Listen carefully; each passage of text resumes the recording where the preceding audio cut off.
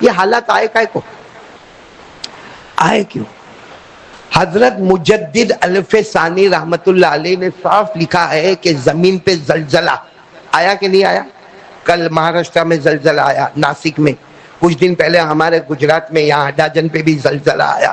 زلزلہ آنا یا آسمان کا طوفان، یعنی خواجہ مجدد الف ثانی رحمت اللہ علیہ بزرگوں کے بزرگ وہ لکھتے ہیں کہ زمین پر کوئی آفت آوے یا آسمان پر کوئی آفت آوے، فوراً سمجھ لینا کہ نماز میں کوتاہی ہو رہی ہوگی۔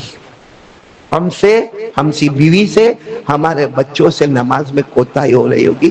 ایک وقت ہے تو میں ایک بہت پیاری بات بتاؤں، 2 دن پہلے ہی میں نے پڑھا، امام غزالی رحمت اللہ علیہ نے لکھا، کس نے؟ امام غزالی رحمت اللہ علیہ نے لکھا کہ بصرہ میں، بصرہ کے گاؤں میں، بہت سننے جیسی بات ہے، بصرہ کے گاؤں میں ایک بندہ رہتا تھا، بڑا شرابی، بڑا کبابی، بڑا جواری، عیاش قسم کا آدمی رہتا تھا، اس کا انتقال ہو گیا۔ میں بہت جلدی جا رہا ہوں، بصرہ کے گاؤں میں رہتا تھا، بولو اس کا انتقال، وہ اس کا انتقال ہو گیا تو گھر میں بیوی کو ٹینشن کہ میرے شوہر کا انتقال ہو گیا، جنازہ رکھا ہے، لاش رکھی ہوئی ہے، وہ بیوی پڑوس اڑوس میں گئی کہ وہ ذرا آ جاؤ اور ذرا میرے شوہر کو غسل دے دو اور اس کو کفن پہنا دو۔ سارے محلے والوں نے کہا تیرا شوہر وہ شرابی، وہ کبابی، وہ جواری، وہ عیاشی، وہ زیناکار، ہم تو اس کو ہاتھ لگانے کو تیار نہیں، غسل دینا، کفن دینا تو بہت دور کی بات، وہ بیچاری عورت کرتی تو کیا کرتی، وہ تو اس کا تو شوہر تھا۔ وہ گئی 2 حمال کو لے کر آئے، عربی میں حمال کہتے ہیں، ہم لوگ مجور کہتے ہیں، مجور، 2 مجور کو لے کر آئے، جو پیسہ طے ہوا، اور مجور کو کہا کہ اس کو غسل دے دو، اور 2 مزدوروں نے مل کے غسل بھی دے دیا، کفن بھی پہنا دیا۔ پھر وہ 2 مزدور جانے لگے تو کہا ٹھیک ہے تمہارے یہ اجرت ہے، تم جاؤ۔ پھر اپنے گاؤں والوں کے پاس گئے، جا کے گاؤں میں اعلان کیا کہ غسل ہو گیا، میرے شوہر کا غسل بھی ہو گیا، کفن بھی ہو گیا، صرف جنازہ لے کر آؤ اور 4 آدمی بھی آ جاؤ، کندھا دے کے اس کو قبرستان میں قبر میں دفن کر دیں گے۔ اور کہا وہ جو 2 حمال ہے نا ان کو قبر کھودنے کے لیے بھی بھیج دیا، کچھ بھی نہیں کرنا ہے، خالی کندھا دینا ہے اور قبر میں اتارنا۔ گاؤں کا ایک بندہ بھی نہیں آیا، بولو گاؤں کا ایک بندہ۔ یہ جو 2 قبر کھودنے کے لیے حمال گئے تھے نا، جو مجور، وہی مجور کو بلائے، کہا ایک آدمی 2 ہاتھ پکڑ لو، ایک آدمی 2 پاؤں پکڑ لو اور اس کو قبر میں جا کے دفن کر دو، کیونکہ ہمارا گاؤں والا کا۔ اچھا جب اس کو لے کر قبر کی طرف گئے، کہاں پر؟ قبر کی طرف، بالکل قبر، وہاں ایک چھوٹی سی پہاڑی، اور پورے گاؤں والوں کو معلوم ہے اس پہاڑی پر ایک اللہ کے ولی رہتے، پورا گاؤں ان کے ہاتھ پر بیعت ہو چکا تھا۔ وہ اللہ کے ولی باہر ٹہل رہے، کبھی ادھر جا رہے، کبھی ادھر جا رہے، کبھی ادھر جا رہے، کبھی ادھر جا رہے۔ جیسے انہوں نے جنازے کو دیکھا، کہا اللہ اکبر، میرا کام ہو گیا۔ تو کہا کہ یہ کیا ہوا؟ اللہ کے ولی اترے، پہاڑ سے نیچے اترے اور پورے گاؤں میں اعلان کیا، آ جاؤ بھائی جنازے کی نماز میں آ جاؤ، بھائی جنازے کی نماز میں آ جاؤ اب اللہ کے ولی اور اپنے پیر کا اعلان، اپنے شیخ کا اعلان، پورا گاؤں ٹوٹ کر آیا۔ حالانکہ دل نہیں چاہتا تھا کسی کا بھی، لیکن سب آ گئے۔ آپ نے اللہ اکبر، بولو کون سی نماز پڑھائی؟ جنازے کی نماز پڑھانے کے بعد پورے گاؤں والوں کو کہا تم کو تعجب ہوتا ہوگا، تم کو بہت تعجب ہوتا ہوگا کہ ایک شرابی، ایک کبابی، ایک جواری، ایک عیاشی، جس کو غسل دینے کو کوئی تیار نہیں، کفن دینے کو کوئی تیار نہیں، کندھا دینے کو کوئی تیار نہیں، میں نے اس کے جنازے کی نماز پڑھائی، آپ کو بڑا تعجب ہوتا ہوگا۔ گاؤں والوں نے کہا وہی تو سمجھ میں نہیں آتا، اتنے بڑے پیرانے پیر، آپ کو نماز پڑھانے کی کیا ضرورت تھی؟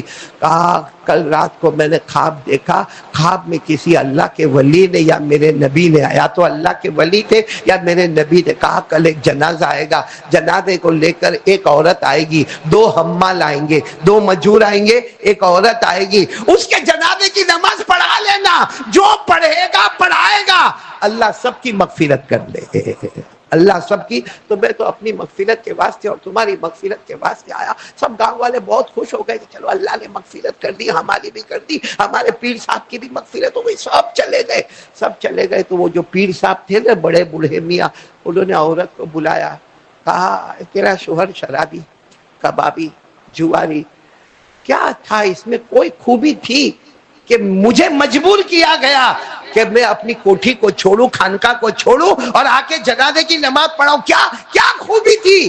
عورت نے روتے روتے کہا پورا گاؤں جانتا ہے شرابی، کبابی، جواری، عیاشی، گالی گلوچ، بےہودہ باتیں، یہ 3 کمال تھے اس کے اندر۔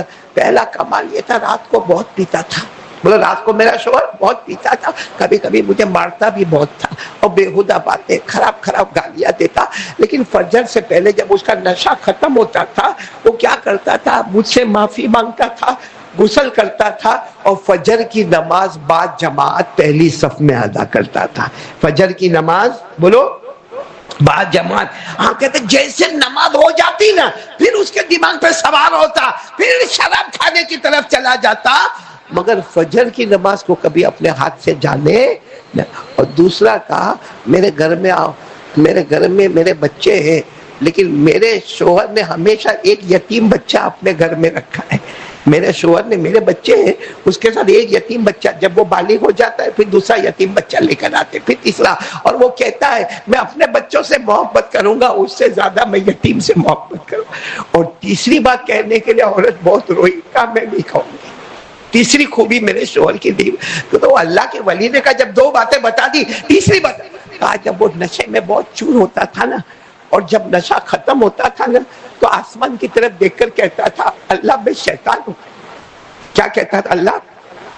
پھر کہتا تھا اللہ میں خبیث ہوں، پھر کہتا تھا اللہ میرے کو معلوم ہے کہ تو جہنم میں بھیجے گا کیونکہ میں شراب کباب جوار عیاش، اللہ میں شیطان، میں خبیث، اور اللہ مجھے یقین ہے تو جہنم میں بھیجے گا، لیکن اللہ کوئی کونے والی جہنم رکھنا جو زیادہ تڑپانے والی نہ ہو۔ اللہ جہنم تیرا مرضی، میں تیری مرضی کے خلاف نہیں جاؤں گا کیونکہ میں شرابی ہوں، میں جہنم میں جاؤں گا، لیکن اللہ چھوٹی جہنم رکھنا، بڑی جہنم مت رکھنا، میں برداشت نہیں کر پاؤں گا۔ کہا یہ کہہ کر وہ اتنا روتا تھا، بس وہ بوڑھے میاں نے کہا یہ تین اخلاق نے اس کو نہیں ہر جنازے کی نماز پڑھانے والے کو جنتی بنا دیا ہے۔ میرے پیارے دوستو، کون سی نماز وہ پڑھتے تھے؟ کیسے پڑھتے تھے؟ با جماعت، تکبیر اولا، صف، اور ہم لوگوں کو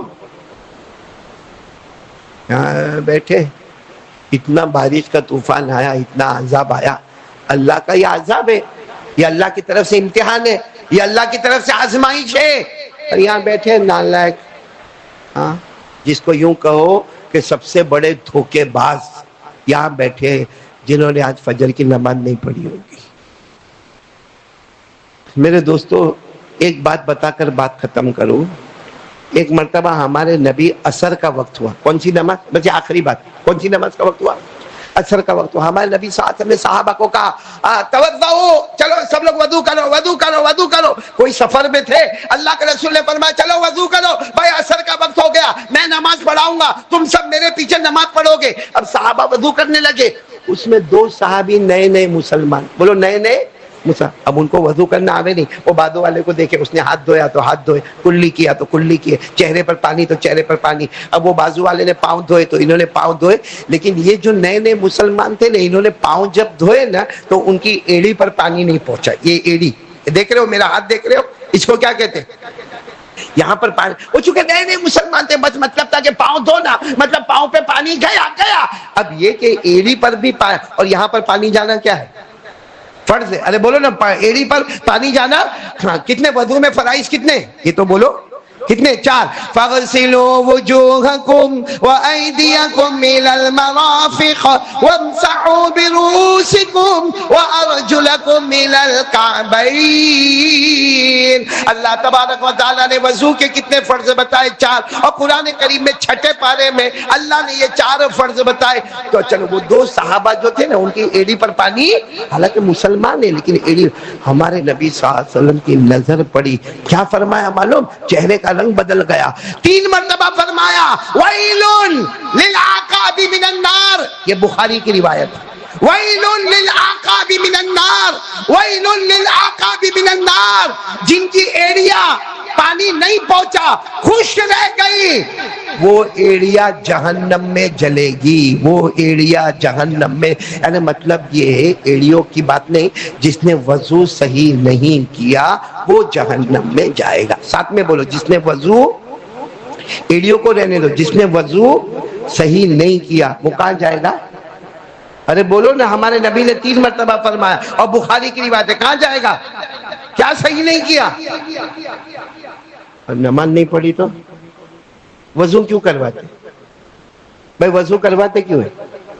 نماز کے لیے۔ اسی لیے آپ نے دیکھا ہوگا یہ ہمارا جماعت خانہ، یہ ہماری مسجد وضو خانہ کا ہے باہر. ہر مسجد میں اکثر 99.9 آپ نے دیکھا ہوگا وضو خانہ باہر. کیوں؟ اس کو عربی میں کہتے ہیں عبادت غیر مقصودہ.